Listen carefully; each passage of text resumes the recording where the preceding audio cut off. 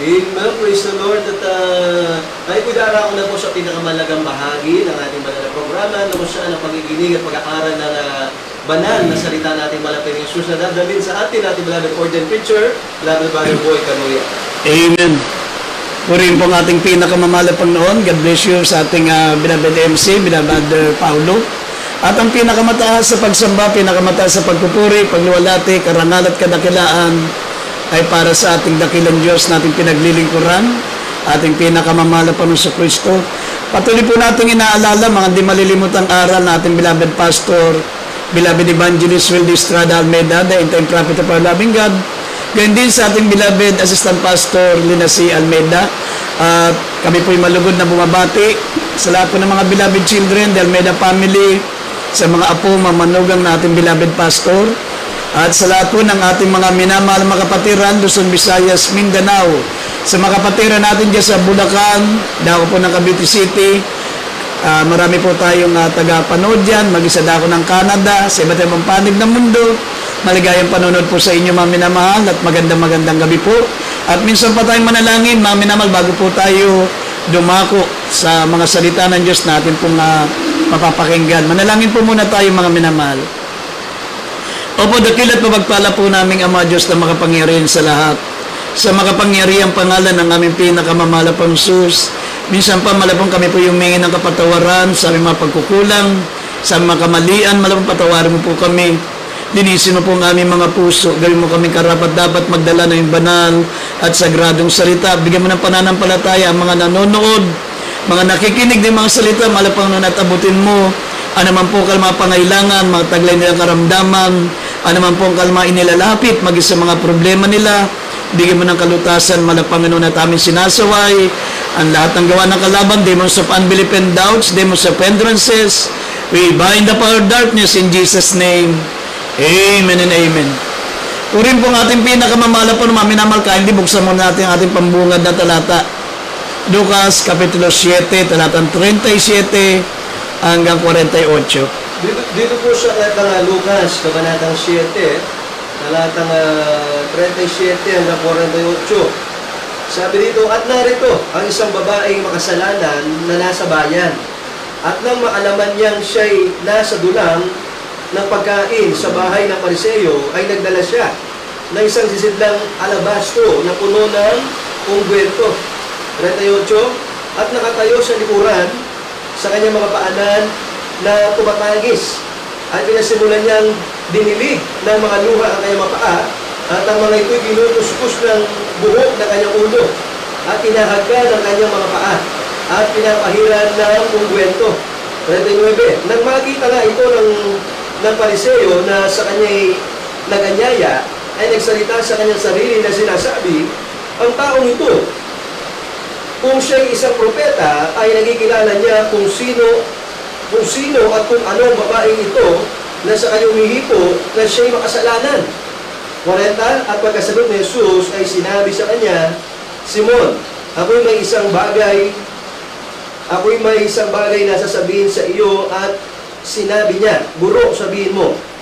Isang may pautang ay may dalawang may utang sa kanya. At ang isa'y may utang na 500 denaryo. At ang isa'y 50. Nang sila'y walang maibayad, ay kapwa pinatawad niya. Alin nga sa kanila ang lalong iibig sa kanya? 43. Sumagot si Simon at sinabi, inakala ko na yaong pinatawad niya ng lalong malaki. At sinabi niya sa kanya, matuwid ang pagkahatol mo. 44. At paglingon sa babae, ay sinabi niya kay Simon, nakikita mo baga ang babaeng ito? Pumasok ako sa iyong bahay, hindi mo ako binigyan ng tubig na uol sa aking mga paa. Datapwat dinilig niya. Dinilig niya ang aking mga paa ng kanyang mga luha at kinuskus ng kanyang buhok. 45. Hindi mo ako binigyan ng halik na dapat siya. Buhat na ako'y pumasok ay hindi humihinto. Hindi humihinto ng paghalik sa aking mga paa. 46. Hindi mo pinahiran ng langis ang aking ulo na dapat pinahiran niya ng ungwento ang aking mga paa. Sa 47. Kaya nga, sinasabi ko sa inyo, ipinatatawad ng kanyang maraming kasalanan sapagkat siya ay umibig ng malaki. datapwat sa pinatatawad ng kaunti ay kakaunti ang pag-ibig. 48. At sinabi niya sa babae, ipinatatawad ang iyong mga kasalanan. Amen. Amen. Maminamal ang ating paksa ay pamagatan po natin. How can we love God foremost? How can we love God foremost? Paano natin, mga minamahal, pangunahing iibigin ang ating pinakamamahal na Panginoon Diyos? Alam niyo, mga minamahal, sabi nga ng Biblia, ang pinakadakil at pangunahing utos ay iibigin natin ang Panginoon Diyos ng buong puso natin, buong lakas natin, buong kaluluwa natin. Ito po ang pinakadakil at pangunahing utos na dapat po i-apply po natin, maminamahal, sa buhay po natin para tayo po, maminamahal, ay maging tagapagmana ng buhay na walang hanggan. Dito po, maminamahal, ipinakita po ni Mary Magdalene, maminamahal, kung paano po iibig sa Diyos ng higit, maminamahal, higit pa sa lahat ng bagay. Makita po natin, mga minamahal, sabi ng Banal na Kasulatan, nabasa po natin sa talata. Ito pong si Mary Magdalene, maminamahal, kung mababasa niyo po dito sa Banal na Kasulatan, sa John chapter 8, verse 3, up to 11. Si Mary Magdalene, maminamahal, ay isang babaeng tinatawag na prostitute. Isang babaeng nagbebenta ng panandaliang aliw nung siya po ay hindi pa mananampalataya. Ito po ang kanyang hanap buhay. At nang siya po inuli, maminamahal, ng mga Pariseo, ng mga eskriba, maminamahal, mga leader ng reliyon noon, ang parusa noon, maminamahal, ay babatuin hanggang sa mamatay. Inilapit nila sa ating pinakamamahal na Panginoon at sinabi nila, Panginoon, ang babaeng ito ay nakita namin na nagbebenta ng panandaliang aliw at nasusulat na magandang uri ng tao ay pinapatay, binabato hanggang sa mamatay. Kaya, ang sabi nila, anong gagawin natin sa kanila? Hinihintay nilang sabihin ng ating mahal na Panginoon, maminamahal, na batuin nyo hanggang sa mamatay. Pero ang ginawa ng mahal na Panginoon ay nagsulat lamang doon sa buhangin. At nung nakita ng mga Pariseo, ng mga eskriba, yung nakasulat, na sinulat ng mahal na Panginoon sa buhangin, wala pong inihayag dito sa Biblia. Maminamahal, na kung ano yung isinulat ng mahal na Panginoon. Bigla pong nag-alisan ang mga tao, maminamahal, mula pinakamatanda hanggang sa pinakabata, at wala pong natira kundi yung babaeng si Mary Magdalene, maminamahal. At sinabi ng ating pinakamamahal po, nasa na yung gustong mumatol sa iyo? Sabi ni Mary Magdalene, sila po yung umalis na, mahal na Panginoon. Sabi, hindi na rin kita parurusahan. Kaya nga, huwag mo nang gawin. Sabi, baka huwag mo nang gagawin ang yung dating kasalanan at baka mangyari pa sa iyo ang higit na masama. Sabi sa kanya ng ating pinakamamahal na Panginoon. Simula noon, maminamahal, ito pong si Mary Magdalene ay talagang umibig sa ating mahal na Panginoon Kristo na talagang taos-puso. Iniwanan niya ang kanyang pagiging prostitute, maminamahal. Wala na siyang ibang kagalakan kundi paglingkuran ng ating mahal na Panginoon. Para sa kanya, maminamahal, ang kanyang buhay ay pangalawa na lang. Pangalawa na lang yung buhay niya. At binigyan siya ng panibagong buhay ng ating pinakamamahal na Panginoon. Kaya nga, mga minamahal, nakita niya dito sa Banal na Kasulatan, nakita niya ang ating malapunan sa bahay ni Simon na Pariseo, ay sabi rito, mga minamahal, siya ay nagdala ng mamahaling pabango. Mga minamahal, yung tinatawag na albastro. At ang sabi po ng Banal na Kasulatan, mga minamahal, siya po ay dumuhod sa ating pinakamamahal na Panginoon, at mga minamahal, binuhusan niya unang-una ng mamahaling pabango ang paan ng ating pinakamamahal na Panginoon, at diniligan niya ng kanyang luwa, at siya po, mga minamahal, ay walang tigil na paggalik sa paan ng ating pinakamamahal na Panginoon. Kaya nga, ito pong si Simon, mga minamahal, ay talagang naintriga po siya. Parang iniisip niya na masama yung ginawa ng babaeng ito, mami naman na si Mary Magdalene. Pero sinabi sa kanya ng ating pinakamamahal na Panginoon na kung may 2 taong pinadawad sa kasalanan, na isa'y pinatawad sa 500 denaryo at ang isa'y pinatawad sa 50 denaryo. Sino kaya ang iibig ng mas malaki o tatanaw ng utang na loob sa dalawa? Sabi ni Simon, mami naman na Pariseo, siyempre yung pinatawad ng 500 denaryo. Ganon din, maminamahal, ang sinabi ng ating mahal na Panginoon. Si Mary Magdalene ay pinatawad ng Diyos ng malaking kasalanan. Kaya ganun ang kanyang marubdob na pag-ibig sa ating mahal na Panginoong Kristo. Samantalang ito pong Pariseo, maminamal ito pong si Simon, ay iniisip niya, maminamal na maliit lang ang kanyang kasalanan. Kaya nga, pinakain niya lang, inimbitahan niya lang kumain ng ating mahal na Panginoon. Pero hindi niya nagawa yung ginawa ni Mary Magdalene. Kasi sinabi ng ating pinakamamahal na babae, pinatawad ang iyong malaking kasalanan. Sabi ng banal na kasulatan sapagkat, ang sabi po ng, iniwan pa mga pananalita ng ating pinakamamahal na Panginoon, sabi, sapagkat siyang may malaking kasalanan ay umiibig ng mas malaki. Datapot ang pinatatawad ng kaunti ay kakaunti ang pag-ibig. Ganun po, maminamalang ipinakita ng dalawang makasalanan dito si Mary Magdalene at si Simon. Kaya nga dito po maminamal, dapat malaman po natin kahit ano po tayo, kahit sino po tayo, katulad ni Simon, ito po'y Pariseo. Ang Pariseo po, maminamal, ito po'y leader ng reliyon at iniisip niya na siya po'y walang mahigpit o walang mabigat na kasalanan. Kaya iniisip niya, hindi niya kinakailangan gawin ang ginawa, maminamal, na ni Mary Magdalene sapagkat iniisip niyang matuwid siya, maminamahal.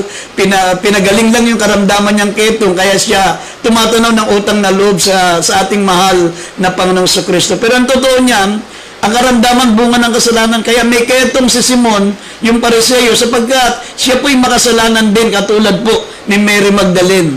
Pero nakita niyo, maminamahal, sabi ng Biblia, ang pinatawad sa malaking kasalanan ay mas malaki ang pag-ibig kaysa sa mga pinatawad sa maliit na kasalanan, maliit din ang pag-ibig. Kaya nga, sabi rito, maminamahal, lahat ng tao ay makasalanan sa harapan ng Diyos. We must first be saved in the same manner. Kahit sino ka pa, kahit ano ka pa, sabi po rito, kung mababasa natin ang Roma, Kapitulo 3, datang 10 at talatang 23, sabi ng Biblia, for all have sinned and come short of the glory of God. Itong Pariseo po, maminamal, ay kung makikita nyo sa banal na kasulatan, ang mga Pariseo po, sila ang mga nangangasiwa sa templo. Sila po, maminamal, ay mga matutuwid. Pero gaya ng sinabi ng Biblia, walang matuwid, wala kahit isa, walang nakaabot sa kalulatian ng Diyos. Basahin po natin Roma 3:10 at talo ng 23, at mamaya dito sa awit 119, talatang 155. Basahin natin mga talata. Dito po sa Roma, chapter 3, verse 10, talon sa 23. Gayang nasusulat, walang matuwid, wala kahit isa. Sa 23, sapagkat ang lahat ay nagkasala nga at hindi nakaabot sa kaluwalhatian ng Diyos. Amen. Dito sa Psalms chapter 119, verse 155. Sabi dito, kaligtasan ay malayo sa masama, sapagkat hindi nila hinahanap ang mga palatuntunan mo. Amen. Sabi ng banal na kasulatan, maminamahal, for all have sinned and come short of the glory of God. Walang nakaabot sa kalulatian ng Diyos. Wala kahit isa. Kaya nga, ang sabi ng talatang binasa natin sa Psalms 119, verse 155, bakit maraming tao po, maminamahal, ang hindi hinahanap ang Diyos, ang kanilang hinahanap pagkain, ang kanilang hinahanap yung hanap buhay, ang kanilang hinahanap, mga minamahal, kung paano mabubuhay sa sanlibutan, paano sila makakaraos sa araw-araw. Katulad ng sinabi ng Biblia, ang kaligtasan ay malayo sa masama, sapagkat hindi nila hinahanap ang mga palatuntunan mo. Kapag maminamahal ang tao po ay makasalanan, hindi niya hinahanap ang palatuntunan ng Diyos. Katulad ni Mary Magdalene, nung panahon siya po ay makasalanan pa.